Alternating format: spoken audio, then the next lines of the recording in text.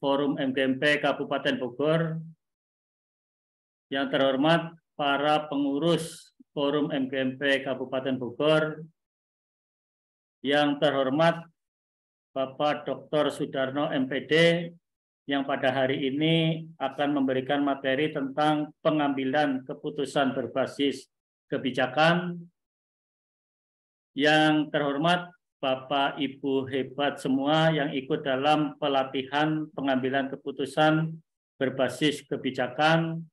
Pertama-tama marilah kita panjatkan puji syukur kehadirat Allah Subhanahu wa Ta'ala yang telah melimpahkan rahmat taufik serta hidayahnya sehingga pada sore hari ini kita masih diberikan kesehatan dan bisa mengikuti kegiatan pelatihan pengambilan keputusan berbasis kebijakan. Mudah-mudahan Bapak Ibu selalu senantiasa sehat, selalu bahagia, dan selalu semangat untuk saling berbagi ilmu dan belajar bersama. Ya, untuk kegiatan hari ini, marilah kita buka dengan bacaan basmalah. Bismillahirrahmanirrahim. Ya, selanjutnya mohon maaf Bapak Ibu, sebelum kita mulai, untuk yang tidak berbicara tolong di mute Bapak Ibu, agar suaranya nanti hanya satu suara saja sehingga tidak berdenging atau suaranya terpecah. Yang kedua Bapak Ibu, seandainya Bapak Ibu tidak ada kendala, silakan dibuka atau on cam Bapak Ibu supaya kita saling mengenal. Karena selain kita pelatihan di sini juga kita bersilaturahmi agar kita bisa saling mengenal sesama guru di Kabupaten Bogor tentunya. Bapak Ibu, kalau seandainya Bapak Ibu nanti dalam pelaksanaannya mau menanyakan, boleh angkat tangan atau raise hand, atau boleh dengan menggunakan kolom chat Bapak Ibu ya. Silakan dua tadi bisa digunakan oleh Bapak Ibu semua. Dan nanti di dalam pelaksanaannya, seandainya Bapak Ibu di dalam penyampaian materi yang disampaikan oleh Pak Sudarno, kemudian Bapak Ibu sekiranya ada yang perlu ditanyakan atau disampaikan, silakan saja ya Bapak Ibu, tidak harus selesai baru bertanya. Khawatirnya nanti kalau menunggu selesai, apa yang mau disampaikan atau ditanyakan udah lupa gitu ya Pak Darno ya. Ya, langsung saja Bapak Ibu, kita beri kesempatan kepada narasumber kita yaitu Pak Dr. Sudarno MPD. Kepada beliau dipersilakan. Ya, terima kasih Pak Budi. Baik Bapak Ibu, kegiatan akan kita mulai. Bapak Ibu semua ya, Bismillahirrahmanirrahim. Assalamualaikum warahmatullahi wabarakatuh. Waalaikumsalam warahmatullahi wabarakatuh. Ya Bapak Ibu, apakah suara saya sudah terdengar Bapak Ibu semua? Sudah Pak. Dengan jelas Ya, Pak. ya. Pak Budi Hari yang saya hormati, Bu Hartini dan Bapak Ibu semua ya, pengurus forum dan para peserta Bapak Ibu ya, anggota MGMP, Forum MGMP SMP di Kabupaten Bogor yang berbahagia dimanapun berada. Terima kasih atas kehadirannya Bapak Ibu di Zoom ini ya. Ada beberapa nama ini, ada yang nampak ya Bapak Ibu tertulis nih ya. Ada Bu Hesti, ada Putri, ada Bu Mailiana, Bu Ika, Bu Neng, Pak Nunu, Pak Abdullah ya, dan lain-lain ya. Bu Suprihatin dan sebagainya Bapak Ibu. Terima kasih atas kehadirannya pada sore hari ini Bapak Ibu pukul 15 ya. Harusnya tadi jam 2:30 dimulai ya, sudah terlambat setengah jam, namun Pak Ari ya masih pesertanya masih sedikit juga ya Bapak Ibu. Iya. Mungkin Bapak Ibu kecapean juga ya karena ngajar dan sebagainya, mungkin jadwalnya juga sampai 2:30 ya, dan harus cepat-cepat ngambil HP atau laptop Bapak Ibu ya. Bapak Ibu, jika Bapak Ibu ada di rumah, silakan menggunakan laptop Bapak Ibu ya supaya lebih konsentrasi, lebih fokus Bapak Ibu dalam belajar ini. Namun jika di perjalanan dan mungkin suatu hal ya silakan menggunakan gadgetnya Bapak Ibu ya. Ya Bapak Ibu, kita sama-sama ya, hari ini adalah hari yang kedua, kita akan diskusi Bapak Ibu bersama-sama membahas tentang pengambilan keputusan ya di sekolah berbasis nilai-nilai kebajikan ya Bapak Ibu. Materi ini saya ambil dari LMS Bapak Ibu di program guru penggerak Bapak Ibu ya, yang memang menjadi menjadi hal yang baru ya dalam kurikulum Merdeka ini ya. Nanti melengkapi dari narasumber yang pertama ya. Bapak Ibu saya izin share screen dulu ya materi yang sudah saya susun ini Bapak Ibu. Oke, ini saya besarkan ya. Pak Budi, apakah sudah terlihat ya? Sudah, Pak. Sudah, Pak. Sudah jelas, Baik, Pak. Oke, Bapak Ibu. Baik, Bapak Ibu, kita akan bahas tentang pengambilan keputusan ya, berbasis nilai-nilai kebajikan yang ada di sekolah kita ya, Bapak Ibu ya. Bapak Ibu, saya Pak Sudarno, Bapak Ibu, saat ini sebagai pengawas SMP dan juga fasilitator guru penggerak Bapak Ibu ya. Oke, kita teruskan. Bapak Ibu, ini ada sedikit ya pertanyaan pemantik Bapak Ibu ya terkait pelatihan kita hari ini Bapak Ibu ya, yang bisa memberikan motivasi kepada kita ya Bapak Ibu pada abad 21 Bapak Ibu ya, saat ini Bapak Ibu ya, dan ke depan nanti Bapak Ibu eranya era milenial Bapak Ibu ya, zamannya zaman maju berubah, mungkin nanti generasi yang menikmati juga bukan kita ya, mungkin anak-anak kita atau cucu-cucu kita Bapak Ibu yang menikmati Bapak Ibu ya. Nah, memang di mana masyarakat semakin menjadi beragam Bapak Ibu ya, secara demografi ya. Nah, oleh karena itu Bapak Ibu sebagai pendidik itu perlu Bapak Ibu ya, atau wajib ya, harus mengembangkan, membina dan memimpin sekolah-sekolah yang toleran dan demokratis gitu ya. Seperti ini Bapak Ibu. Ini memang ini diambil dari jurnal ya internasional ya, dari Ethical Leadership and Decision Making in Education ya. Nah, itu seperti ini Bapak Ibu. Sudah saatnya Bapak Ibu ya kita merubah paradigma Bapak Ibu ya. Jadi berpikir toleran dan demokratis ya, seperti ini. Ini mengawali dari materi kita hari ini ya. Selanjutnya, ntar Bapak Ibu ada sebentar ya, ada tamu sebentar. Ntar dulu.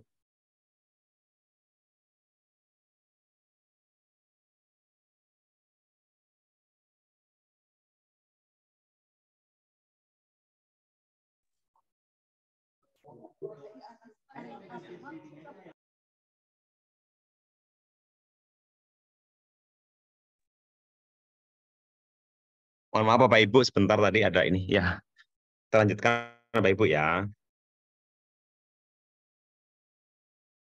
Oke, Bapak Ibu, dalam pembelajaran pelatihan pengambilan keputusan itu tidak terlepas daripada namanya institusi moral Bapak Ibu ya. Institusi moral ya gitu. Nah, Bapak Ibu, unit pendidikan itu sekolah itu merupakan sebuah miniatur dunia Bapak Ibu ya, yang berkontribusi terhadap terbangunnya budaya, nilai-nilai dan moralitas ya. Nah, ini Bapak Ibu setuju ya bahwa sekolah itu memang merupakan miniatur kecil Bapak Ibu ya. Jadi dunia yang maksudnya sebagai globonya ya. Jadi kalau di sekolah itu ditanamkan budaya-budaya, nilai-nilai moralitas dalam diri murid ya, nanti akan terbawa dalam kehidupan nyata gitu ya. Nah, untuk itu kita harus berusaha menanamkan nilai-nilai moral ya di sekolah itu gitu ya. Jadi bukan sekedar pengetahuan, tapi nilai moral itu penting Bapak Ibu ya, seperti itu. Nah, perilaku warga sekolah dalam menegakkan nilai-nilai itu sangat penting ya. Sekolah menjadi teladan bagi muridnya ya, dan juga bagi warga gitu ya. Nah, dalam menjalankan perannya itu tentu seorang pemimpin sekolah, Bapak Ibu kalau menjadi kepala sekolah atau menjadi guru dan wakil atau guru senior dan sebagainya, itu memang harus memberikan teladan ya, teladan. Karena akan dicontoh oleh murid-muridnya ya. Jadi peran seorang pemimpin itu akan menghadapi berbagai situasi di mana dia harus mengambil suatu keputusan gitu ya. Nanti kita akan belajar ke sana.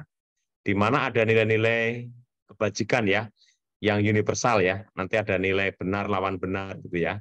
Seperti itu, benar lawan kebijakan dan sebagainya ya. Nanti kita lihat. Nah, situasi seperti itu disebut dengan sebuah dilema etika ya. Nanti Pak Ibu kita bahas ya lebih lanjut apa itu tentang dilema etika ya. Jadi misalnya saat mengambil keputusan itu, Jadi antara kebenaran dengan apa ya, dengan kebijakan gitu ya, antara berpikir jangka pendek, jangka panjang gitu ya, seperti itu ya. Itu nanti akan merupakan dilema etika ya. Nah, bagaimana cara menghadapinya? Kita lanjutkan dulu ya materi kita. Oke, Bapak Ibu, itu ya prolognya dulu sebentar. Oke. Bapak Ibu, dalam prinsip-prinsip etika itu ada beberapa hal ya. Di dalam pengambilan suatu keputusan itu kita akan bersinggungan dengan yang namanya prinsip-prinsip etika ya. Prinsip etika itu berdasarkan pada nilai-nilai kebajikan universal ya. Jadi memang nilai ini memang nilai umum. Jadi tidak apa namanya tidak mengikat pada apa namanya bahasa, suku, agama dan sebagainya, tidak begitu ya. Tapi secara universal itu nilai-nilai kebajikan yang diyakini baik hidup di dunia ini ya. Nah, sesuai dengan ini pendapat Goosen ya, Diane Goosen ini dia mengatakan bahwa nilai universal itu merupakan hal kunci yang perlu diajarkan pada murid-murid kita ya. Nah, nanti dengan nilai-nilai universal itu akan menumbuhkan motivasi intrinsik ya. Jadi motivasi dari dalam peserta didik, maka menumbuhkan pemahaman nilai-nilai kebajikan ya gitu. Bapak Ibu udah kenal ya nilai-nilai kebaikan itu ya seperti ini ya Bapak Ibu banyak ya, keadilan, keselamatan, tanggung jawab ya dalam pembelajaran PKN ya itu udah sering ya Bapak Ibu ya seperti ini. Ini nilai kebajikan ya. Jadi rasa syukur, lurus hati, berprinsip, integritas, kasih sayang ya seperti ini. Nah, ini harus kita tanamkan di satuan pendidikan ya di sekolah kita gitu ya. Jadi Bapak Ibu dalam kurikulum Merdeka ini Bapak Ibu nilai-nilai itu apalagi profil pelajar Pancasila itu menjadi hal yang utama. Jadi bukan sekadar untuk pengetahuan, bukan sekedar hanya prestasi akademik, tapi kepribadian ya Bapak Ibu, nilai moral itu di dalam kurikulum Merdeka itu menjadi hal yang utama ya. Jadi bobotnya sama prestasi akademik dengan nilai-nilai sikap ya Bapak Ibu ya seperti itu. Oke Bapak Ibu, nah ini, nah Bapak Ibu sekarang kita masuk ke pengambilan keputusan ya kaitan dengan tadi etika itu ya Bapak Ibu.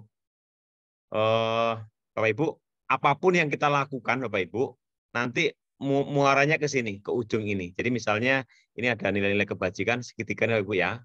Kemudian kita bertanggung jawab, nanti muaranya itu berpihak pada murid gitu ke sana ya. Jadi keterampilan pengambilan keputusan itu kan seringkali ini ya ada kepentingan gitu ya, banyak kepentingan yang bersinggungan ya. Ada pihak-pihak sponsor, ada birokrat, Bapak Ibu ya, ada kepentingan lain-lain gitu ya. Nah, sebaiknya Bapak Ibu karena kita sudah memasukin kurikulum baru gitu Bapak Ibu ya, jadi punya pola mindset yang baru, jadi semuanya itu harus berpihak pada murid ya, gitu. Jadi kegiatan pengambilan keputusan itu harus apa namanya? Nanti akhirnya ke sini, ke ujung ini berpihak pada murid ya. Nah, Bapak Ibu harus sering melakukan itu supaya nanti bisa terampil ya. Nah, sesulit apapun keputusan yang diambil untuk permasalahan yang sama-sama benar ya, nanti harus didasarkan pada ini, yaitu berpihak pada murid, ada 3, berdasarkan nilai kebajikan dan bertanggung jawab. Memang 3 ini, nilai kebajikan, bertanggung jawab, dan berpihak pada murid. Nah, ini 3 ini segitiga dasar pengambilan keputusan Bapak Ibu ya. Jadi pertama ke nilai kebajikan, yang kedua pada bertanggung jawab, yang terakhir harus berpihak pada murid ya. Jadi apapun yang kita ambil itu harus ada 3 ini dasarnya ya gitu ya. Terutama ini berpihak pada murid karena memang sekolah itu tempat apa ya? Tempat menumbuhkan benih-benih ya masa depan siswa, harapan ya bagi orang tua, semua ya Bapak Ibu ya, harapan murid itu untuk ke depan. Jadi dititipkan benar-benar anak-anak itu di sekolah itu Bapak Ibu ya. Oke Bapak Ibu kita teruskan. Nah Bapak Ibu ini ada 4 paradigma tadi yang saya sebut-sebut Bapak Ibu. 4 paradigma ya, dilema etika Bapak Ibu. Jadi ini dilema etika ini adalah tantangan berat yang harus dihadapi ya.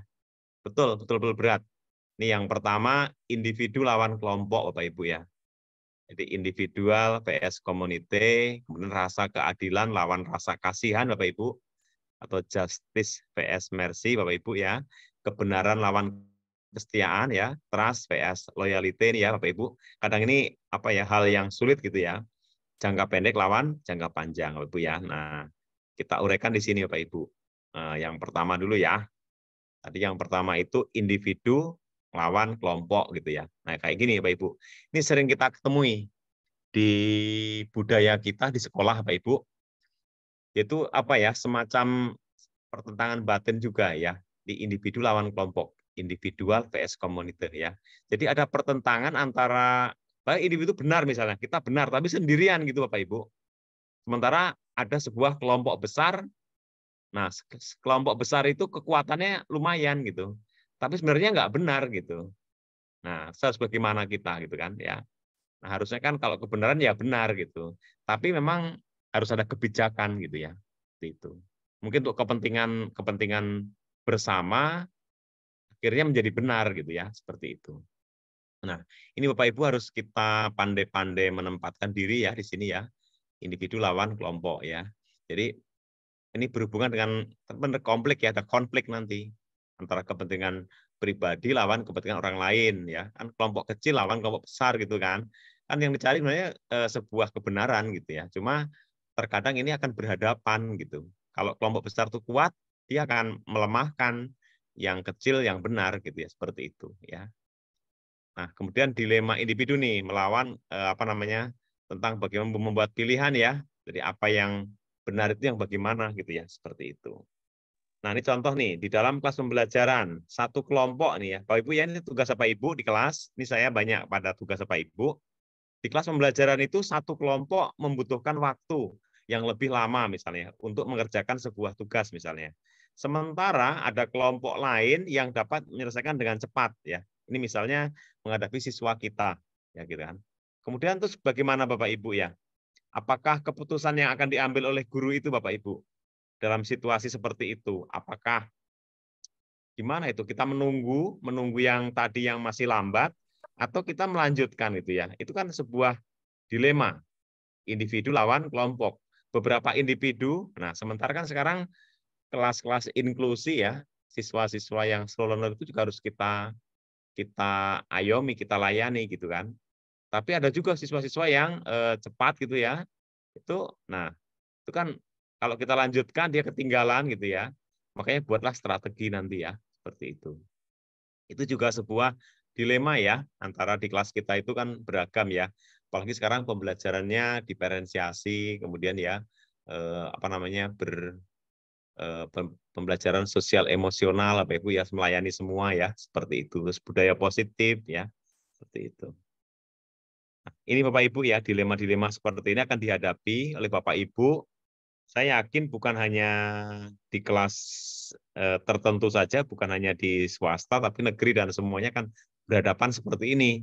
Karena kita sekarang menganut sistem zonasi ya.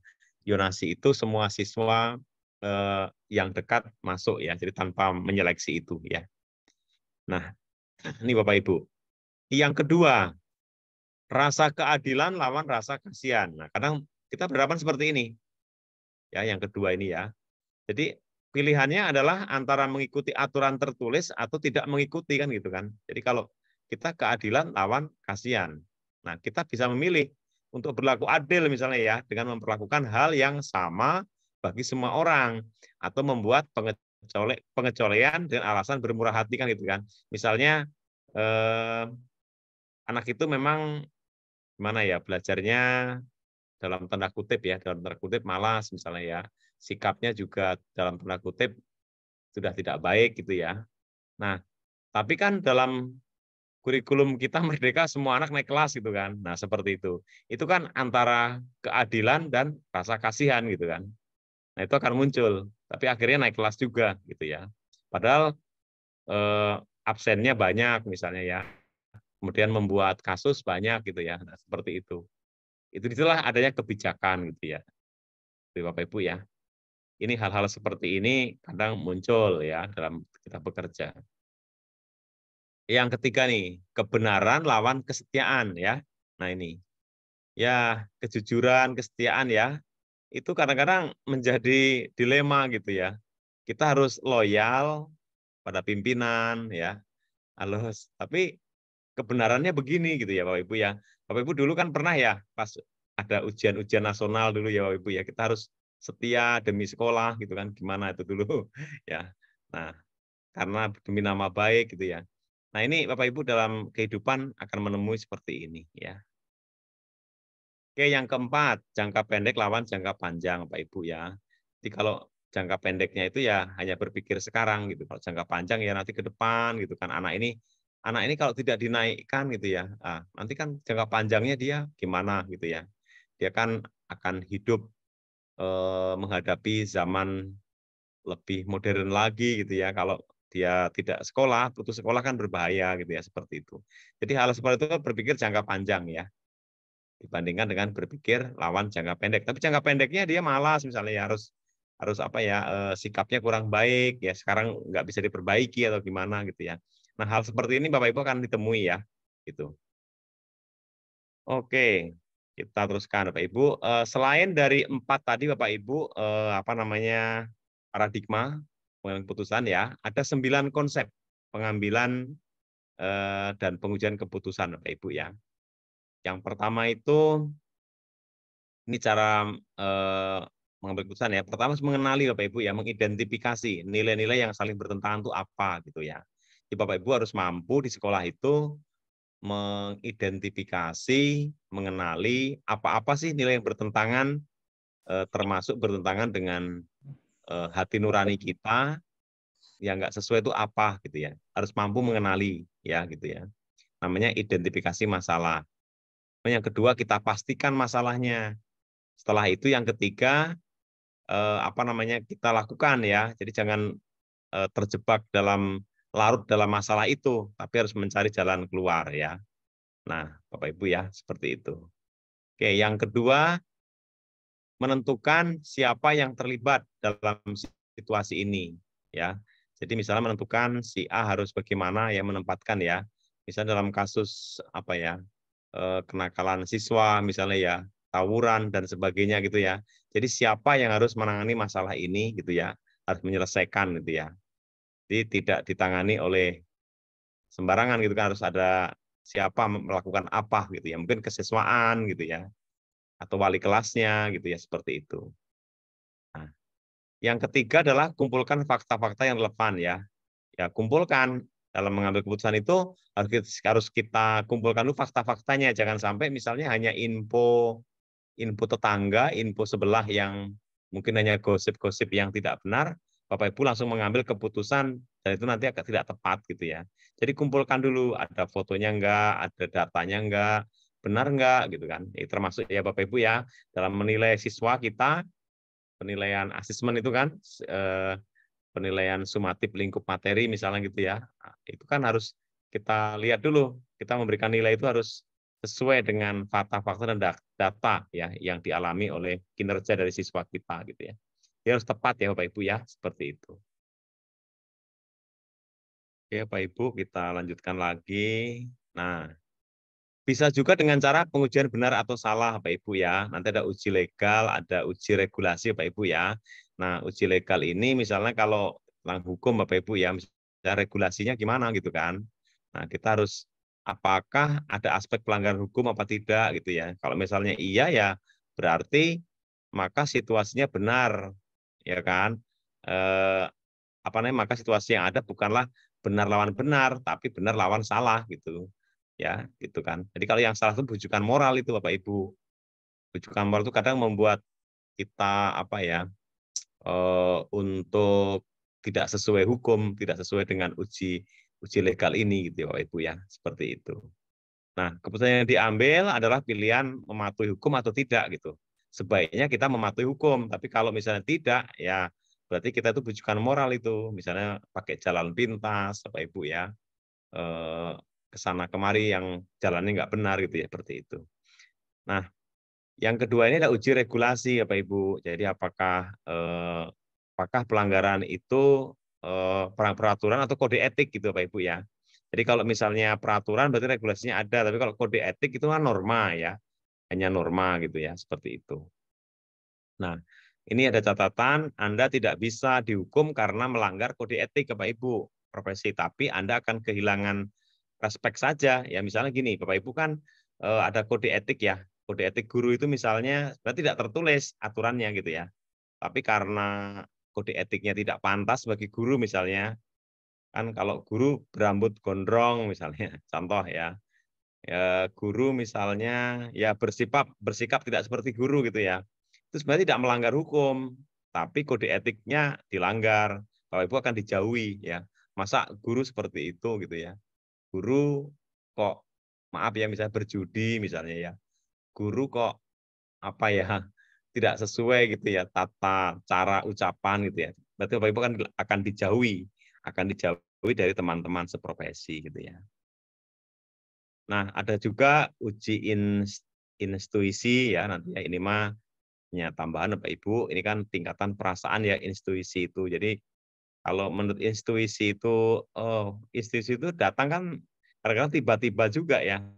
Jadi misalnya institusi saya harus meningkatkan pendidikan saya, harus kuliah lagi gitu ya. Nah, itu mah silahkan aja. Ya, saya punya intuisi, saya harus bikin karya inovasi misalnya gitu ya. Nah, itu juga boleh ya. Berikutnya masih tadi ya uji publikasi. Ini kalau dipublikkan ya. Nah, ada juga uji panutan ya idola. Jadi Bapak Ibu idola itu Bapak Ibu tergantung kepada keputusan idola Bapak Ibu gitu. Misalnya idolanya Bapak Ibu kan ibu sendiri misalnya atau bapak kita gitu ya. Nah, kita tanya kepada orang tua kita, baik nggak Pak kalau saya mengambil keputusan ini gitu ya, misalnya pindah kerja gitu ya atau apa melanjutkan pendidikan gitu ya. Itu namanya uji idola ya, uji panutan gitu ya. Seperti itu. Oke, yang berikutnya yang kelima ini pengujian apa namanya paradigma benar lawan benar Bapak Ibu ya. Nah, kita kaji nih. Nih, benar lawan benar, semuanya benar gitu ya. Ini yang paling berat ya. Jadi misalnya individu lawan kelompok. Di individu itu misalnya apa yuk?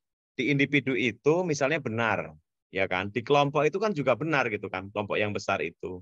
Nah, Bapak Ibu nanti akan milih mana itu ya.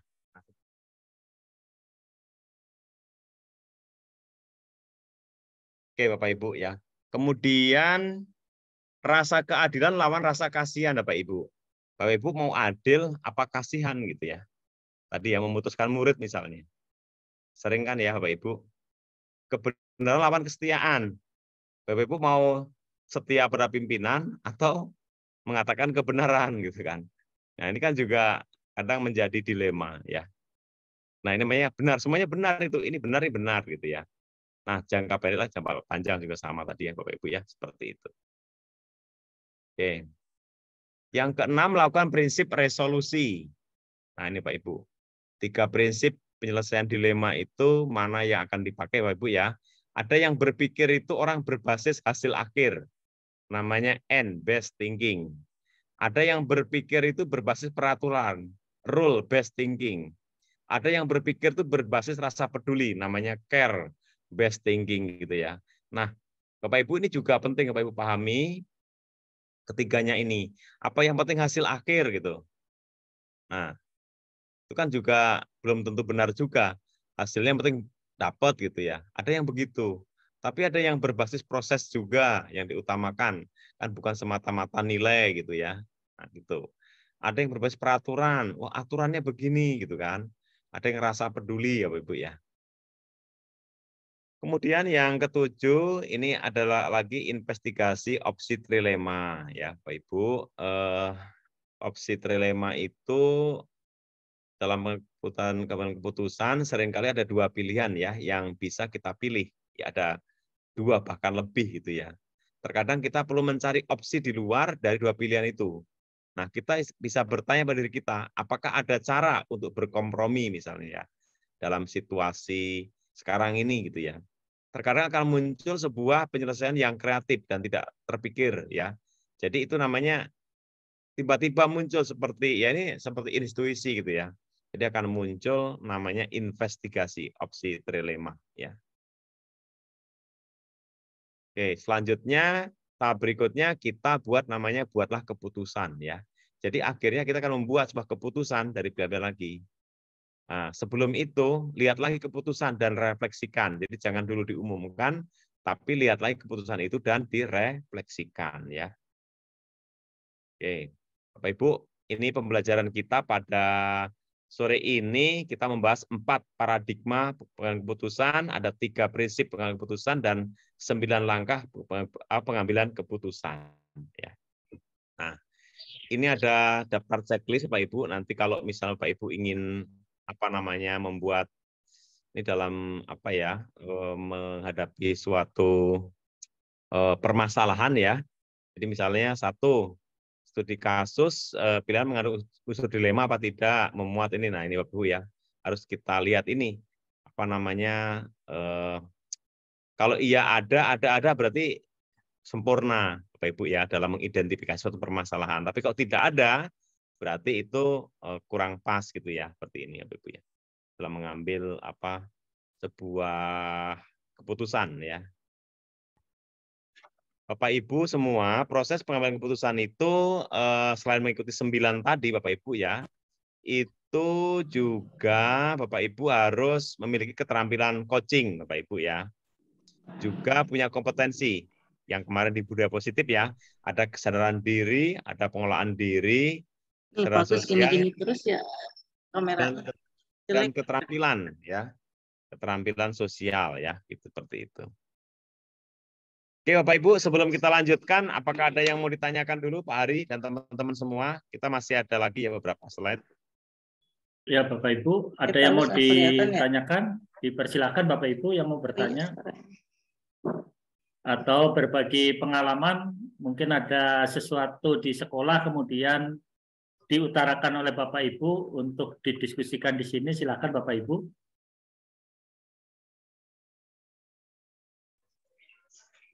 Ya Bapak. Sekedar. Ya Pak Abdullah. Iya. Mangga Pak Abdullah. Ya Pak. Dari sekolah mana Pak Abdullah? Mohon diperkenalkan. Semua ya. 1 Kemang Pak. Ya, mangga Pak Abdullah. Pak Dokter, ada sekedar ya dulu saya kan kepala sekolah dulu di swasta saya. Ya, itu Pak. Mungkin kebijakan dari pihak sekolah mungkin masih swasta itu masih banyak minta pendapat yayasan Pak Dokter.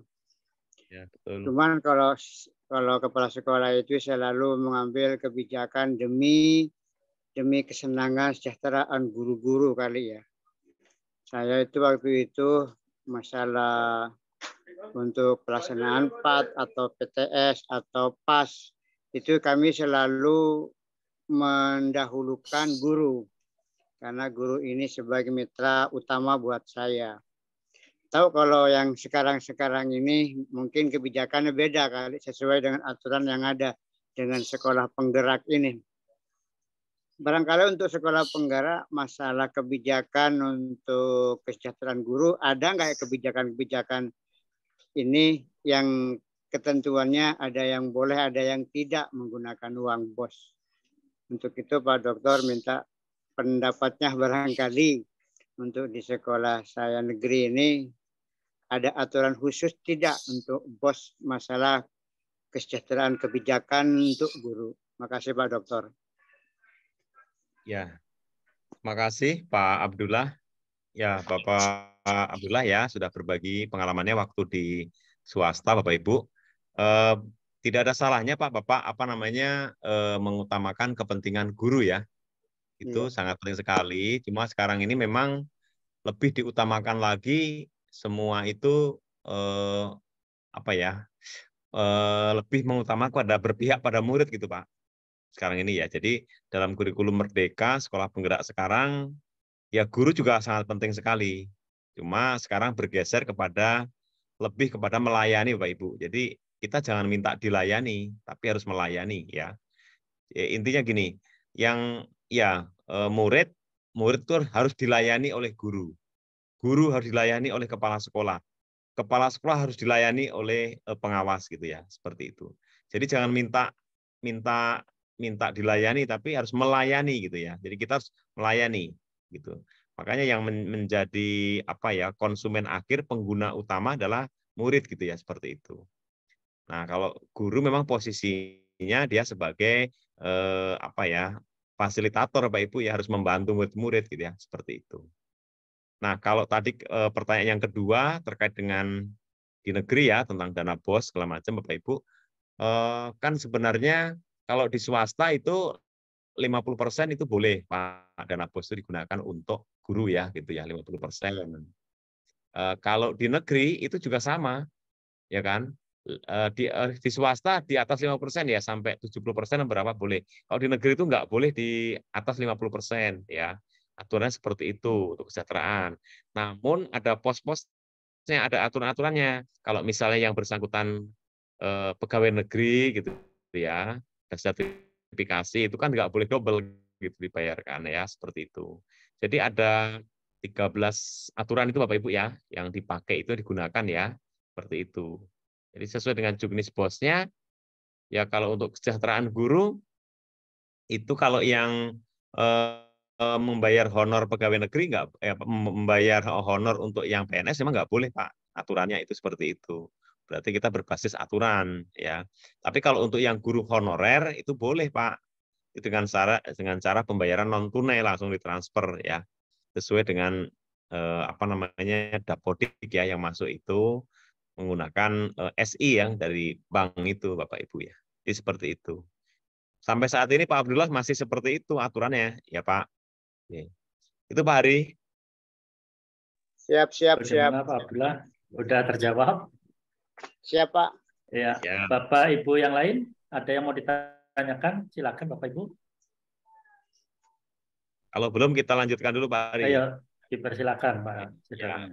Oke Bapak Ibu, melengkapi dari materi kita hari ini saya sengaja hadirkan Bapak Ibu, ini tambahan aja Bapak Ibu, bahwa hakikat manusia dalam proses pendidikan Bapak Ibu ya. Jadi sebenarnya pendidikan itu sebagai transmisi kebudayaan ya. Transmisi budaya. Jadi artinya apapun yang kita lakukan di sekolah itu nanti ingin meneruskan transmisi itu kebudayaan yang sudah kita bangun gitu ya. Kemudian pendidikan itu sebagai pengembangan kepribadian. Jadi kurikulum sekarang memang seperti itu. Jadi bukan sekedar membangun prestasi akademik, tapi pendidikan itu mengembangkan kepribadian ya, kepribadian dari siswa kita. Nah, di sekolah itu dibangunlah budaya positif Bapak Ibu ya, pembelajaran sosial emosional dan sebagainya di situ supaya terbentuk kepribadian yang baik gitu ya. Pendidikan sebagai pengembangan akhlak mulia. Ya, itu tercermin dari profil pelajar Pancasilanya ya. Pendidikan sebagai pengembangan warga negara yang bertanggung jawab gitu ya.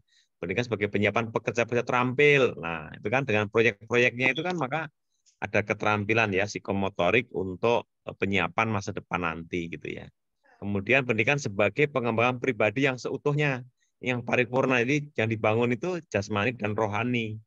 Jadi bukan hanya pintar, jadi EQ ada SQ gitu Bapak Ibu ya.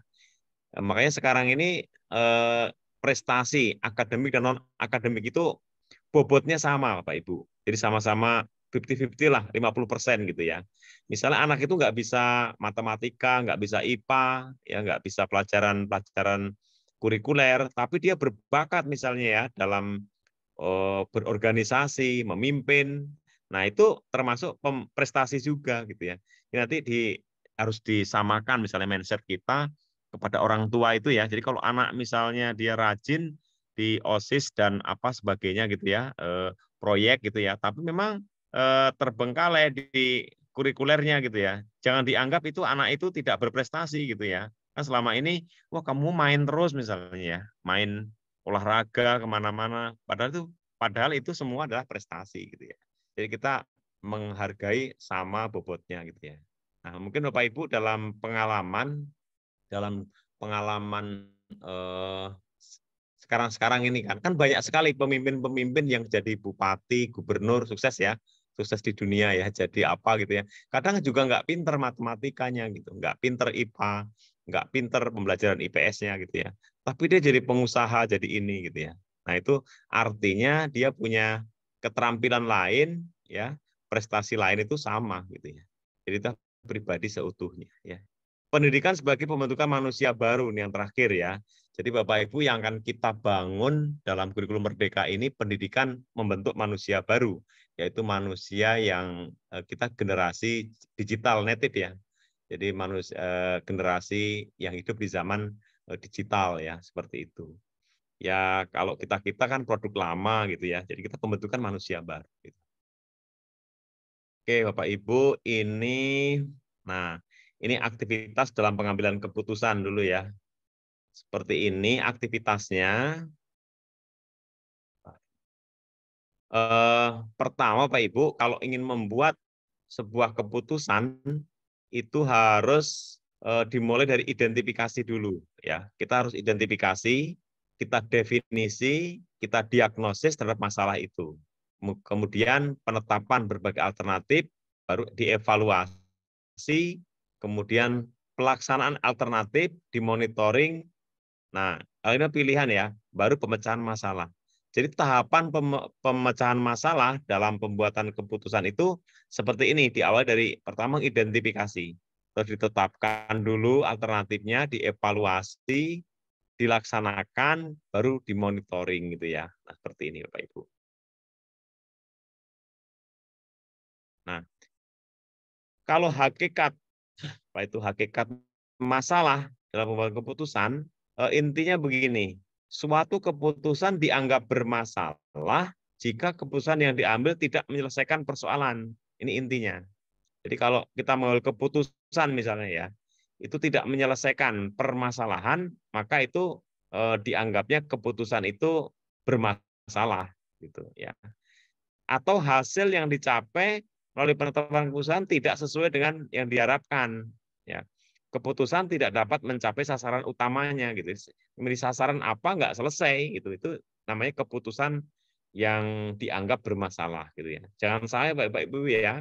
Kita keputusan harus bijaksana ya, tidak bermasalah gitu ya. Nah, ini ada berbagai macam strategi dalam membuat keputusan Bapak Ibu. Bisa nanti bisa alternatif ya, bisa strategi optimisasi. Ini adalah tujuannya adalah memilih alternatif ya, keputusan yang mempunyai manfaat.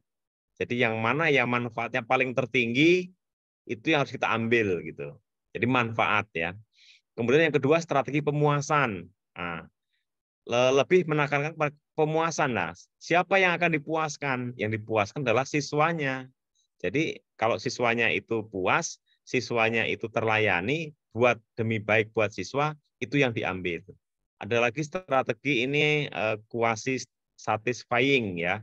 Ini juga yakni keputusan berusaha memuaskan semua pihak.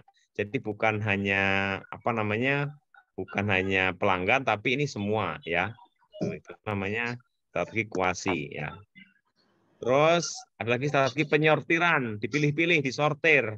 Jadi mana yang penting dan mana yang kurang penting gitu ya, seperti itu.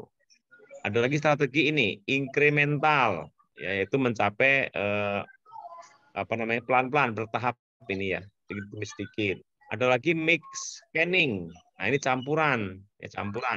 Ini strategi optimasi dan kepuasan. Jadi kita optimalkan demi memenuhi kepuasan gitu ya. Ada yang begitu. Nah, Bapak Ibu ada beberapa tolok ukur kualitas dan pembuatan keputusan ya. Jadi misalnya gini, pertama kita harus menelusuri dulu alternatif keputusan itu sebagian besar ya. Jadi mana kira-kira keputusan yang menjadi yang utama ya gitu ya. Terus memperhitungkan tujuan-tujuannya. Berikutnya menimbang biaya dan manfaat. Ini tolok ukurnya Bapak Ibu. Mencari informasi baru yang relevan. Terus memakai informasi baru ini dari pakar misalnya keputusan itu ada yang baru gimana nih perkembangan yang terbaru itu harus kita hargai juga gitu ya. Itu ukur sebuah keputusan dikatakan berkualitas gitu ya. Jadi kalau misalnya ukurnya ini tidak tercapai ya Bapak Ibu keputusannya tidak berkualitas gitu ya. Dalam hal apa aja Bapak Ibu di sekolah dalam menetapkan siswa itu, terutama dalam mengasesmen ya, menilai siswa-siswa kita. Atau Bapak Ibu sebagai wakil kepala sekolah atau kepala sekolah itu ya, ini penting sekali. Nah, Kemudian yang masih lanjut tadi, sebelum membuat keputusan terakhir, sekali lagi dipertimbangkan apa pengaruh positif dan negatif. Ya. Kemudian membuat persiapan terperinci untuk melaksanakan dari atas apa pilihan tadi ya. Itu harus kita buat gitu ya, secara terperinci. Nah, ini Bapak Ibu, kalau Bapak Ibu kan semua sebagai pemimpin ya, sebagai kepala sekolah, sebagai wakil atau sebagai ya pemimpin. Guru terhadap murid itu pemimpin ya gitu ya. Nah, Bapak Ibu, fungsi pemimpin dalam pengambilan keputusan itu, Bapak Ibu sebagai pimpinan tugasnya adalah membuat keputusan dan mengumumkannya. Jadi kalau misalnya Bapak Ibu sudah memimpin pembelajaran selesai, Bapak Ibu buat keputusan kapan harus melaksanakan ujian sumatif, ya, ujian diagnostik tes kapan gitu ya, dan mengumumkan ke siswa, ya seperti itu. Kemudian sebagai pimpinan itu harus menjual keputusan kepada pihak lain. Ini misalnya kalau misalnya di promosi Bapak Ibu ya di industri ya gitu. Sebagai pimpinan menyumbangkan ide-ide dan mengundang pihak lain untuk mengajukan pertanyaan. Jadi misalnya saya punya keputusan begini gitu ya. Jadi harus ini harus disumbangkan ide-ide ini kepada pihak lain ya. Kan kita harus bekerja sama dengan komite sekolah, harus pada komunitas praktisi gitu ya begitu. Nah, sebagai pimpinan juga menyiapkan pokok-pokok keputusan tentatif dan terbuka, Bapak Ibu ya. Jadi banyak tugasnya ya. Oke, yang kelima sebagai pimpinan menjelaskan permasalahan yang dihadapi juga, ya. Pimpinan menetapkan batas materi dan sebagai pimpinan mendelegasikan fungsi kepada bawahan dalam batas tertentu ya seperti ini Bapak Ibu ya. Nah, ini fungsi pemimpin dalam pendidikan Bapak Ibu ya. Bisa Bapak Ibu berperan sebagai guru, memimpin murid-murid, atau sebagai kepala sekolah, atau wakil, atau guru senior terhadap junior-juniornya. Nah, kualitas keputusan dikatakan berkualitas bila memiliki ketepatan nih. Kita tepat identifikasi, tepat memilih alternatif, pemecahan, visibilitas, maksudnya fleksibel gitu, visibilitas itu ya, mudah dilaksanakan ya. Akseptabilitas publik ya ini mudah gitu ya, ketepatan waktu serta legitimasi ya ada payung hukumnya gitu ya. Itu kalau dikatakan sebuah keputusan itu berkualitas ya. Oke. Nah Bapak Ibu kita lanjutkan dulu. Pak Hari, ada yang bertanya lagi kah? Kita teruskan. Bapak Ibu, apakah ada yang mau bertanya? Dipersilahkan kalau ada yang mau bertanya, Bapak Ibu. Memang ini materinya untuk para pemimpin, Bapak Ibu, pemimpin masa depan. Belum ada, Pak Dano. Dilanjut. Ya, Bapak Ibu. Terus lagi, Bapak Ibu, ya masih sedikit lagi. Ini juga saya tambahkan tentang berpikir sistem, Bapak Ibu. Namanya sistem thinking ya, Bapak Ibu ya. Nah, Bapak Ibu, berpikir sistem itu ini ada hubungannya dengan pengambilan keputusan. Jadi kalau Bapak Ibu nanti ingin mengambil keputusan, itu berpikir itu harus sistem. Jadi harus komprehensif itu ya. Berpikir sistem itu kenapa ini kita berpikir sistem? Karena memang dunia merupakan sistem gitu ya. Itu awalnya. Terdiri dari beberapa subsistem ya, Ibu ya. Jadi kalau dalam pelajaran IPA itu kan ini tata surya. Tata surya itu ada galaksi, ada planet, ada bumi, gitu Pak Ibu ya. Kemudian ada planet, ada macam-macam lagi gitu ya. Jadi ini sebuah sebuah sistem, beberapa sistem gitu. Jadi harus holistik gitu. Makanya kita berpikir harus mengikuti cara berpikir sistem gitu ya. Nah, berdasarkan anggapan inilah maka kita tidak bisa berpikir itu secara terpisah gitu. Jadi berpikir itu harus holistik ya, satu kesatuan.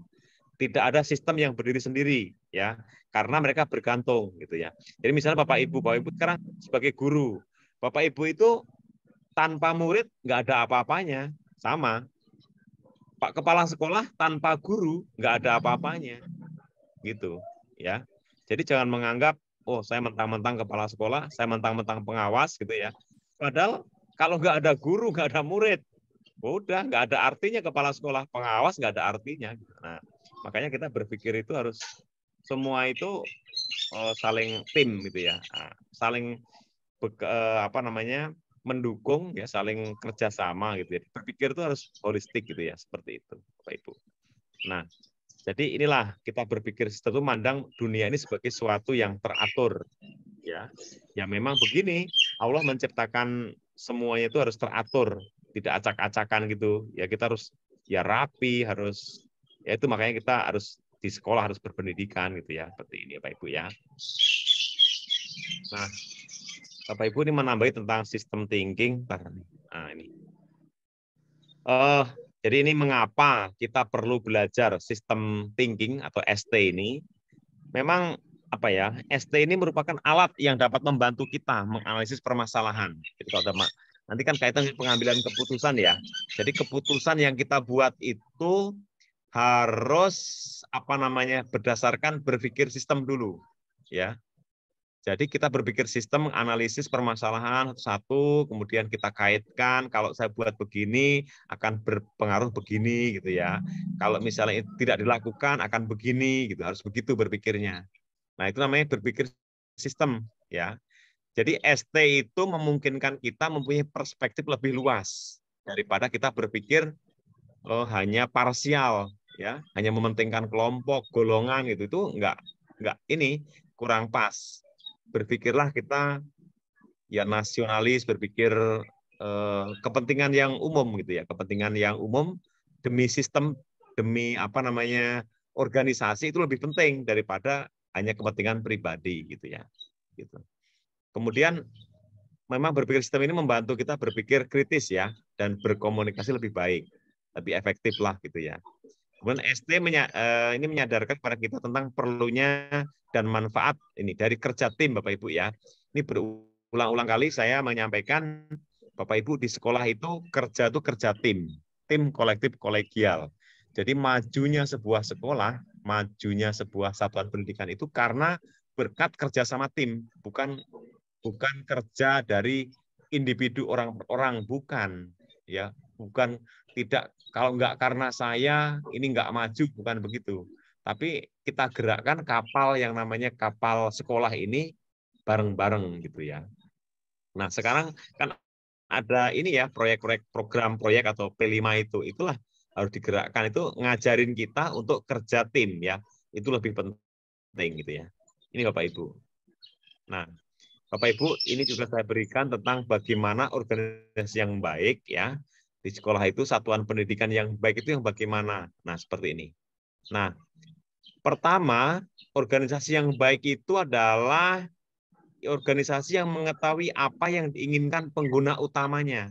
Nah, dalam hal ini pengguna utama sekolah itu siapa? Itu adalah murid, ya, siswa gitu. Siswa menjadi yang utama itu. Kalau muridnya tidak terlayani dengan baik, muridnya tidak tidak puas, muridnya kecewa gitu, berarti sekolah itu sebagus apapun gedungnya, sehebat apapun gurunya, tidak berhasil itu. Karena kita harus yang utama itu murid ini. Jadi apa yang diinginkan penggunanya adalah murid gitu ya. Kemudian yang kedua, mengetahui sejauh mana ia telah memenuhi kebutuhan penggunanya, muridnya. Makanya ada pembelajaran berdiferensiasi tadi. Apakah semua murid terlayani dengan baik apa tidak gitu. Kalau hanya yang maju, murid tertentu, yang pintar, yang lainnya ditinggalkan, itu tidak terlayani, nah itu berarti tidak melayani semua kebutuhan gitu ya. Kemudian yang ketiga, organisasi yang baik itu bila di sekolah itu bisa memproses sumber daya secara efisien dan efektif ya. Jadi kalau penggunaan dana BOS atau dana yang lain-lain itu harus efisien gitu. Harus dikeluarkan yang kecil-kecilnya tapi produktifnya tinggi gitu ya. Bukan pemborosan dana ya. Nah, kalau efektif itu tercapai tujuan ya. Modalnya sedikit tapi dapatnya gede gitu ya. Nah, harus begitu ya. Itu organisasi yang baik ya, bukan menghambur-hamburkan uang gitu ya, bukan. Nah, yang keempat, dikatakan sekolah itu bagus ya atau organisasi yang baik bila semua bagian-bagian itu berfungsi dengan baik dan bekerja sama. Yang tadi saya katakan kerjasama tim ya, kolektif Bapak Ibu ya, itu ya berfungsi dengan baik. Jadi semuanya merasa bahagia, merasa bangga. Dari tukang kebunnya, dari staf satpamnya, TU-nya, gurunya, laboratorium, siswanya, warganya itu bangga terhadap sekolah itu. Itulah yang namanya sebuah organisasi yang benar-benar terpadu dan berfungsi dengan baik gitu ya. Jangan ada gap-gap. Saya ulang-ulang terus nih ya. Kalau dalam pelatihan saya sampaikan di sekolah itu jangan lagi ada gap-gap, Bapak Ibu ya, kelompok-kelompok ini, kelompok itu, kelompok senior, kelompok junior, ya kan ada kelompok ini yang merasa lebih hebat, lebih ini. Jangan. Sekolah itu adalah sebuah tadi itu Bapak Ibu ya, kerjasama ya, jadi bareng-bareng, jadi maju itu bersama gitu ya. Nggak ada yang dianak-anak emaskan, nggak ada. Kita sama gitu. Pemimpin itu harus adil gitu ya. Itu. Harus bijaksana gitu ya, harus bisa berada di tengah-tengah ya, seperti itu. Oke Bapak Ibu, nah ini masih lanjut tadi ya, organisasi yang baik itu yang memperhatikan peraturan perundang-undangan ya. Nah sekarang kan menggunakan standar proses, standar apa ya, isi yang 8 SNP itu ya, standar pengelolaan pembiayaan itu berdasarkan regulasi yang dibuat dari Kemdikbud. Nah sekolah harus mengikuti itu. Ya, sebaik mengatakan baik tapi nggak ngikuti peraturan perundang-undangan berarti ya tidak baik gitu ya. Organisasi seperti itu ukurannya ya. Berikutnya memperhatikan dan mempertimbangkan kondisi lingkungannya. Ya. Jadi memang harus apa ya, memperhatikan lingkungan betul-betul. Jadi seperti apa lingkungannya? Ada peluang-peluangnya gitu ya di lingkungan itu gitu kan, beda-beda lingkungannya ya. Ada lingkungan pedesaan, perkotaan, lingkungannya mungkin lingkungan agraris, ada lingkungan buruh tani, ada lingkungan gimana gitu ya. Beda kan ya. Itu harus memperhatikan itu ya. Kemudian yang berikutnya terus-menerus menjaga dan memelihara hubungan dengan pengguna. Nah, penggunanya siapa di sini? Penggunanya adalah warga sekitar, siswa itu. Jadi kalau tidak memelihara, tidak menjalin hubungan yang baik dengan masyarakat sekitar, nah itu nanti akan kecenderungan sekolah itu akan bubar nanti. Ya, nah, ini salah satu indikator Bapak Ibu ya, sekolah itu atau memiliki organisasi yang baik ya. Kemudian yang terakhir mengembangkan dan menyesuaikan dirinya sesuai dengan tuntutan lingkungan Bapak Ibu ya. Nah, sekarang ini kan ya zamannya kan zaman maju, zaman milenial, zaman serba IT. Nah, itu harus bisa menyesuaikan diri gitu. Jadi jangan pakem pada cara-cara lama gitu. Kalau gitu nggak berkembang nantinya gitu ya. Ini sebuah organisasi ukuran Bapak Ibu ya, dikatakan baik gitu ya, seperti itu. Oke, Pak Hari, itu yang saya sampaikan, mudah-mudahan bermanfaat. Silakan kalau ada yang mau ditanyakan, diskusi dan sebagainya, dibuka, silakan aja ya. Pak Hari. Ya, dipersilakan Bapak Ibu yang mau bertanya atau berbagi pengalaman Bapak Ibu. Ya, kita sharing aja.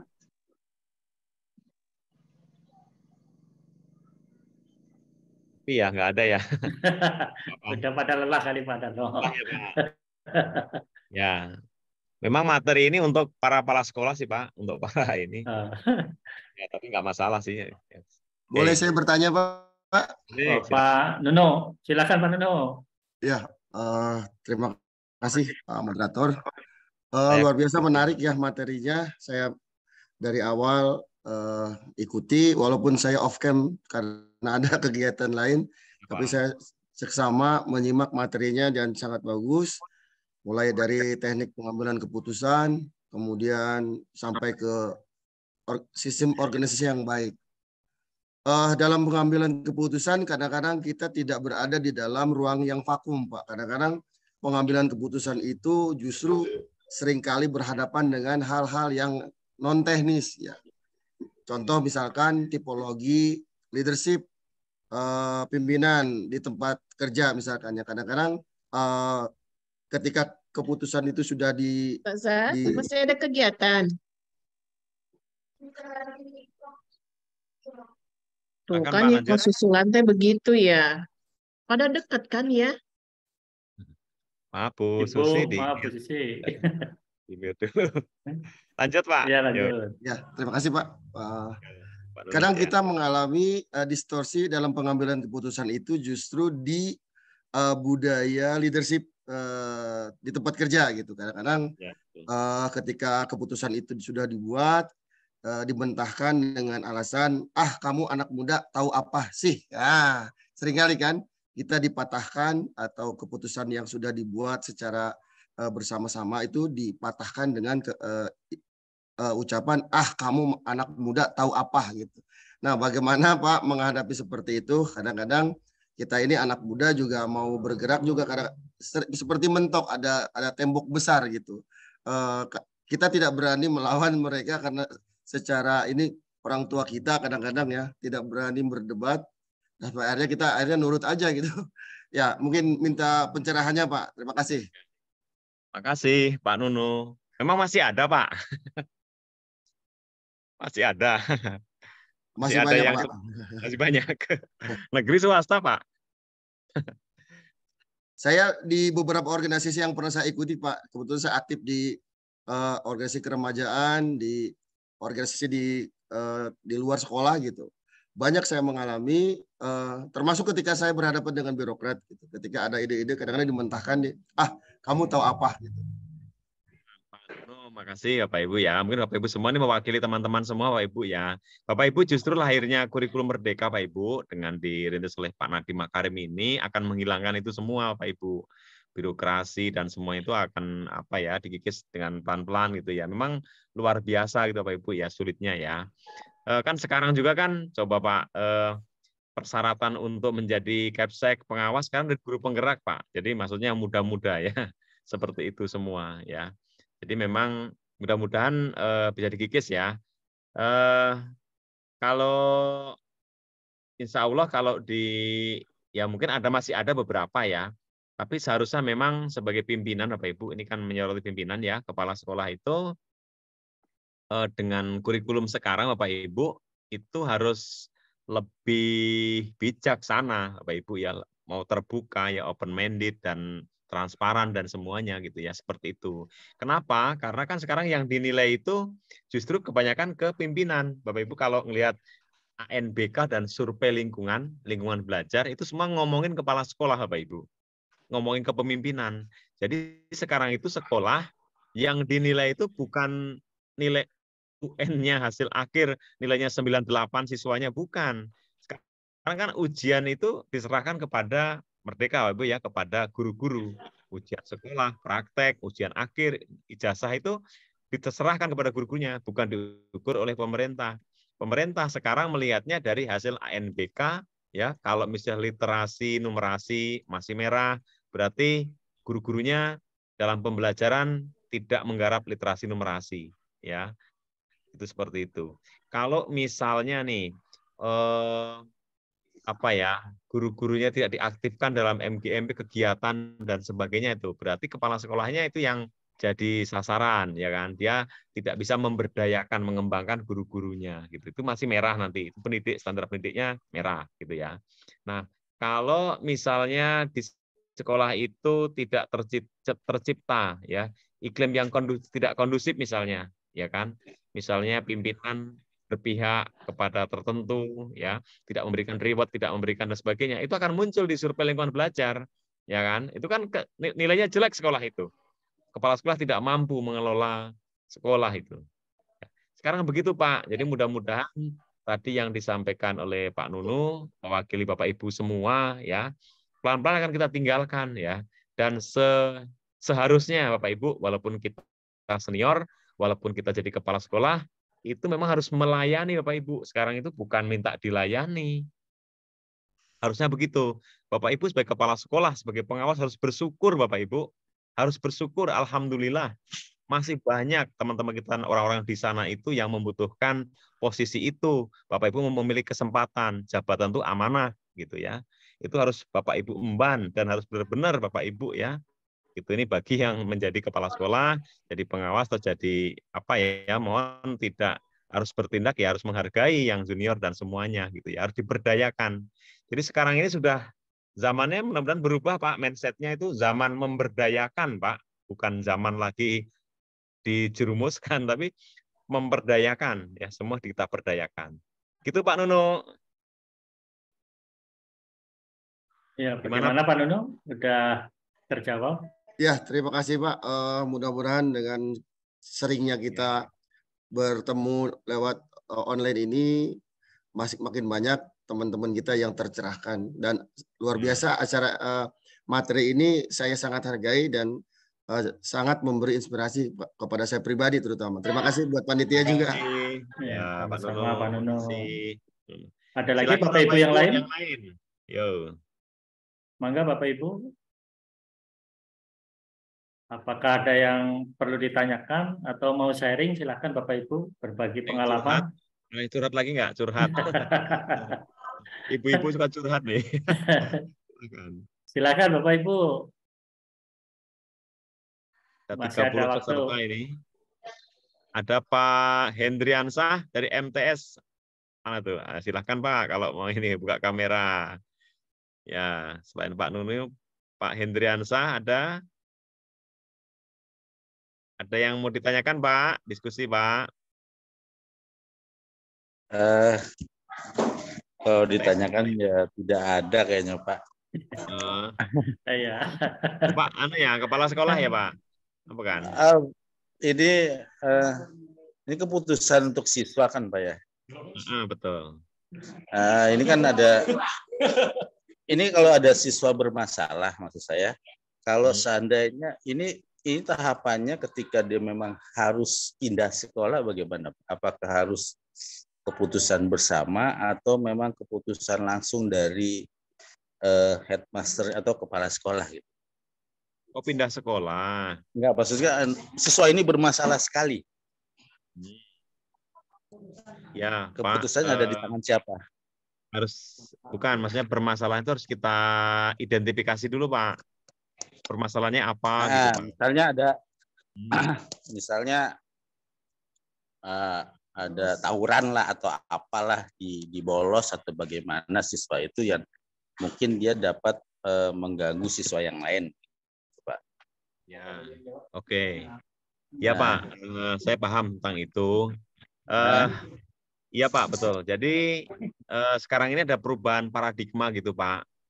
Kita memang boleh setuju tidak setuju ya, tapi jadi memang kalau yang siswanya tawuran, kemudian siswa membuat kriminal dan sebagainya itu, maka harus lebih banyak kita mengintrospeksi kepada diri kita sendiri di sekolah kita gitu.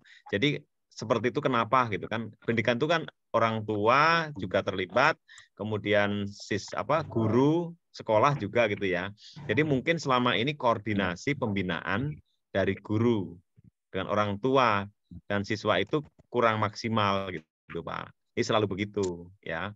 Jadi sebenarnya sampai begini, Pak, sebenarnya nggak ada murid tuh yang salah tuh nggak ada gitu.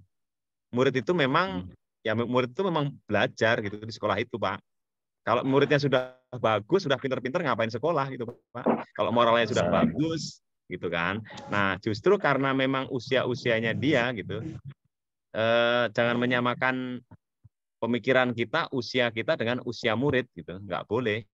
Jadi misalnya kita kan orang dewasa, Pak nih, kita orang dewasa, udah tahu norma, peraturan. Kalau murid itu memang namanya belajar, namanya juga siswa gitu ya. Mungkin ya kalau memang sudah tahapnya tahap kriminal beneran, udah masuk ke urusan kepolisian, hukum, nah itu sudah beda lagi, Pak. Narkoba gitu kan, itu kan udah luar biasa gitu ya. Tapi juga kita harus introspeksi kenapa itu terjadi gitu ya. Mungkin broken home orang tuanya, mungkin kondisi perekonomian yang nggak menunjang. Sebenarnya ada sebab-sebabnya itu, Pak. Seperti itu. Nah, namun itu boleh solusinya apakah siswa itu boleh tetap di sekolah atau memang dia harus pindah dari sekolah? Mungkin sekolah lain ya, lebih terima. Sebenarnya dalam membuat peraturan itu kita kan nggak boleh memberhentikan siswa ya. Betul.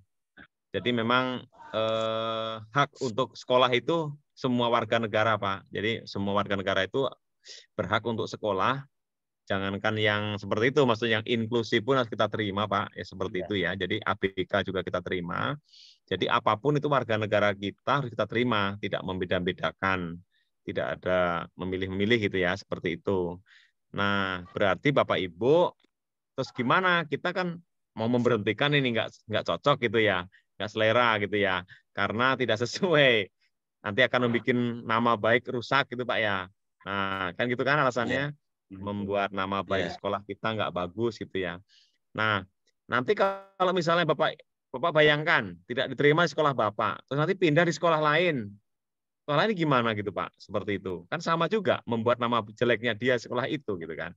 Nah, jadi nanti kalau apalagi dia nggak sekolah, nanti kan itu kan bangsa Indonesia Pak. Nanti lebih, waduh nanti gimana ya ke depannya kalau dia di jalan, misalnya dia akan jadi jambret, akan jadi perampok, copet, akan jadi maling dan sebagainya gitu. Kita kan bertanggung jawab juga Pak gitu. Cara ini ya sebagai warga negara gitu. Para warga negara. Jadi artinya ya kita apa ya? Kita lakukan dulu Pak. Jadi usaha kita bagaimana memperbaiki mereka. Mungkin komunikasi kita ajak bicara orang tuanya, siswanya, ya kita temukan dengan coaching itulah Pak, teknik coaching coba. Kalau coaching kan bisa ini ya Pak. Kita tanya nih, yuk kita ngobrol. Misalnya namanya Andi, misalnya Andi sebenarnya yang menjadi keinginan ke depan itu Andi apa ya cita-citanya ya. Pasti nanti kan akan ngobrol Pak. Saya pengen begini Pak, begini gitu ya. Terus kalau ingin mencapai itu Andi gitu ya, kan harus ada usaha dari sekarang ya gitu. Kita harus gimana mempersiapkan untuk mencapai itu ya kan, harus berperilaku baik, kemudian ya harus punya keterampilan ini, pengetahuan ini dan sebagainya gitu. Coba menurut Andi gimana gitu. Jadi gini Pak, jadi lebih baik kepada anak itu kita berdayakan, kita serahkan yuk gini gitu Pak. Nah nanti kalau misalnya terus keinginannya gimana, maunya apa gitu ya. Mungkin ada keinginan Pak. Sebenarnya anak yang nakal itu kebutuhannya tidak tervalidasi Pak, tidak terpenuhi. Itu. Nah, kita aja kadang nggak ini gitu, belum paham gitu kan. Kan banyak itu cita-cita film dan sebagainya itu anak-anak yang nakal segala macam kayak ya ilmuwan Aristoteles segala macam banyak itu Pak. Para filsuf-filsuf itu yang sebenarnya anak nakal, nggak lulus sekolah gitu ya, bandel tapi kreatif gitu, malah jadi ilmuwan Pak gitu. Banyak yang berhasil gitu. Nah, mudah-mudahan itu ya Pak. Ya, jadi kalau memang permasalahan itu memang di balik siswa itu mungkin latar kehidupannya atau lingkungan di rumahnya yang biasanya membuat mereka berkelakuan seperti itu atau tercampur dengan kawan-kawan memang yang tidak baik. Tapi mereka kebetulan kalau sekolah udah pasti mengajarkan suatu kebaikan dan akhlak yang mulia gitu. Nah, betul. Kalau poinnya saya dapat kok Pak. Ya betul. Ya. Paling eksekusinya gini Pak, kalau parah sekali biasanya di pesantren kan Pak, di pesantren nanti kan di pesantren juga ada SMP gitu ya. Biasanya gitu ada pembinaan Pak Ustadz tuh. Ada aja sih sekolah yang mau nerima mereka. Iya. Ya mungkin. Ya Pak, makasih Pak Hendriansa. Yo, mudah-mudahan. Makasih Pak Dokter. Yo, siap. Ya, mari. Ya, Bapak Ibu silahkan yang lain. Ada yang mau bertanya Bapak Ibu, dipersilahkan. Kameranya nggak pada buka sih ya. Nah, Bapak Ibu sibuk Pak, pada capek ya. Gitu ya. Ya kalau memang sudah cukup Pak, kita cukupkan. Nah itu ada Bu Supriyatin baru buka. SMP Satria. Bu Supriyatin, adakah yang mau ditanyakan atau disampaikan? Ya ini Bu Sri Rahayu, SMP Negeri 2 mana nih? Parung apa ya? Gimana Bu kabarnya? Termute. Masih di-mute Bu. Alhamdulillah Pak. Ya, ini Pak ada sedikit mau yang ditanyakan Pak. Maka Bu. Ya, Assalamualaikum warahmatullahi wabarakatuh. Waalaikumsalam warahmatullahi wabarakatuh. Tadi materinya bagus banget ya Pak ya. Cuman begini masalahnya, kalau kita kan sekolah pinggiran ya Pak ya. Kalau misalnya semua anaknya begitu, rata-rata gimana tuh Pak solusinya? Solusi atau menghadap? Gimana anaknya gimana? Rata-rata karena kita kan daerahnya pinggiran. Rata-rata Dua parung kan ya? Parung ya? Iya, parung panjang. Oh, parung panjang. Ya, ya, ya. Rata-rata kan anaknya pinggiran, Pak. Kalau misalnya kebanyakan seperti itu, banyak masalahnya, terus bagaimana solusinya? Iya, Tidak Bu, hanya kan 1-2 betul orang. betul. Iya, iya. Iya, Bu, dalam pembelajaran merdeka ini kan tidak ada target, Bu, nggak ada KKM, Bapak Ibu. Ya, sebenarnya kurikulum pun kita yang ngatur. Kan per TP itu ya, tujuan pembelajaran itu sebenarnya diberikan keleluasaan, Bapak Ibu. Kalau misalnya siswanya pengen mendalami materi itu aja, itu kan juga boleh, Bapak Ibu. Dan nanti juga di akhir itu yang hobinya mana gitu. Jadi kesempatannya lebih banyak gitu. Sebenarnya tidak ada Bapak Ibu itu kadang mengejar ini, mengejar target materi itu loh, Bu. Jangan gitu lagi. Misalnya kita harus tuntas nih materi segini, harus banyak gitu ya. Nah, sementara anaknya itu nggak suka gitu ya. Nah, jadi Bapak Ibu sekarang lebih leluasa lah, lebih leluasa kepada ya kita bicarakan kepada anak-anak itu ya. Nah, sekarang ini peran BK wali kelas itu lebih dominan sebenarnya harusnya. Ya, wali kelas itu kalau bisa setiap seminggu sekali bisa bertemu gitu. Jangan hanya masuk di jam ngajar gitu, Bapak Ibu. Kalau jam ngajar itu kan menyampaikan materi ya. Bisa nggak bisa wali kelas itu hadir misalnya dijadwalkan setiap Senin sebelum masuk pagi-pagi atau setelah mau pulang gitu ya. Itu dalam rangka team building ya, mengenal karakter gitu ya. Jadi wali kelas itu biar tahu nama-namanya, gimana perubahan belajar di rumah dan sebagainya gitu. Anak-anak itu karena nggak ditegur oleh kita, nggak disapa, nggak dikasih senyuman, nggak apa gitu. Kadang ya cuek gitu. Jadi akhirnya kita aja Bu ya, kita kalau bisa hadir di pelatihan gitu kan, padahal itu kan kenal kok sombong ya, nggak kenal, nggak negur, nggak apa, itu kan nggak enak Bapak Ibu. Anak itu juga sama, harus kita perhatikan, kita tegur lah namanya gitu ya, siapa gitu, kita sebut ya, kita sebut Ayu gitu ya, harus gitu, sini dong gitu, gimana gitu ya Bapak Ibu ya.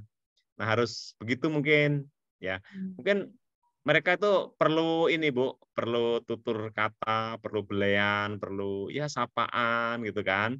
Nah kalau dia punya prestasi misalnya, masa nggak ada prestasi, misalnya hebat lah main bola atau apa gitu.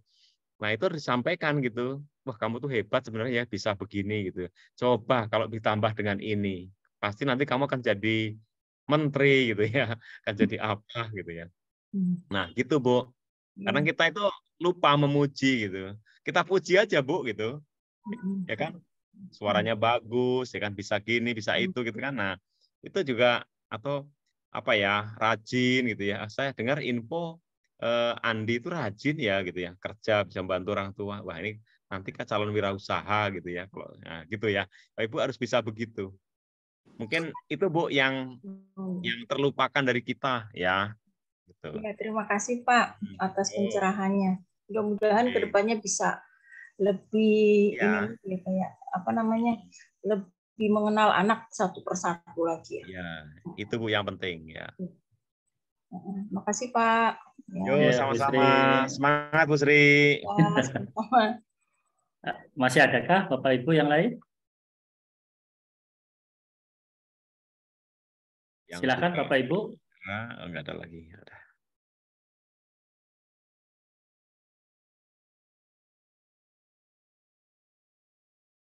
Ya kalau tidak ada berarti di close ya Pak Sudarno. Ya, siap. Pak Budi dan teman-teman semua, Pak Ibu, ucapan terima kasih ya yang sebesar-besarnya yang sudah bergabung di Zoom ini, meski ada yang tidak bisa buka layar ya, tapi tetap menyimak Bapak Ibu. Nanti ada recordingnya Bapak Ibu. Semangat Bapak Ibu itu lebih utama Bapak Ibu ya, semangat ya. Terus-menerus Bapak Ibu ya, tidak berhenti-berhenti dalam mengupdate ya Bapak Ibu. Memang kurikulum Merdeka ini banyak sekali, apalagi yang di PPM itu materinya luar biasa itu. Tapi semuanya ya daring-daring gitu Bapak Ibu. Jadi mungkin kalau dilaksanakan secara luring mungkin biayanya besar kali ya. Jadi harus daring-daring mempelajari sendiri ya seperti itu.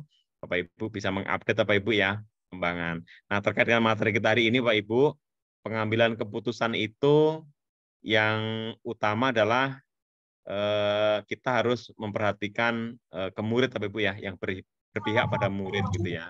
Jadi apapun yang kita lakukan harus berpihak pada murid kita gitu ya.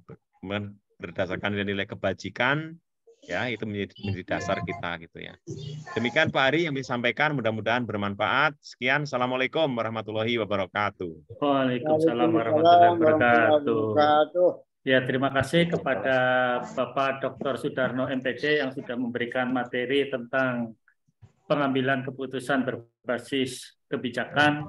Mudah-mudahan apa yang disampaikan oleh beliau nanti bisa dikembangkan oleh Bapak Ibu di sekolah Bapak Ibu masing-masing.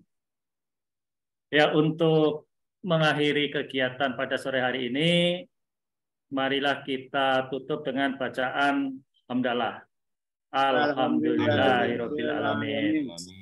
Ya, sebelumnya kami mohon maaf kalau apabila ada kata-kata yang kurang berkenan, mohon dibukakan pintu maaf sebesar-besarnya. Ya, sebelumnya Bapak Ibu mohon maaf dibuka kameranya untuk foto bersama Bapak Ibu.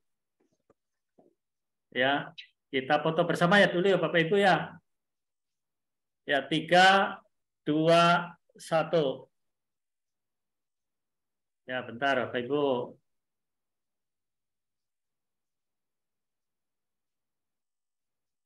Ya, untuk yang kedua Bapak Ibu, set kedua.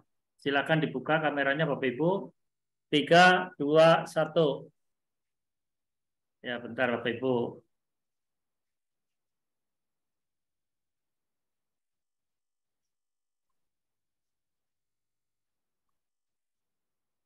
Ya, terima kasih kepada Bapak Ibu semua.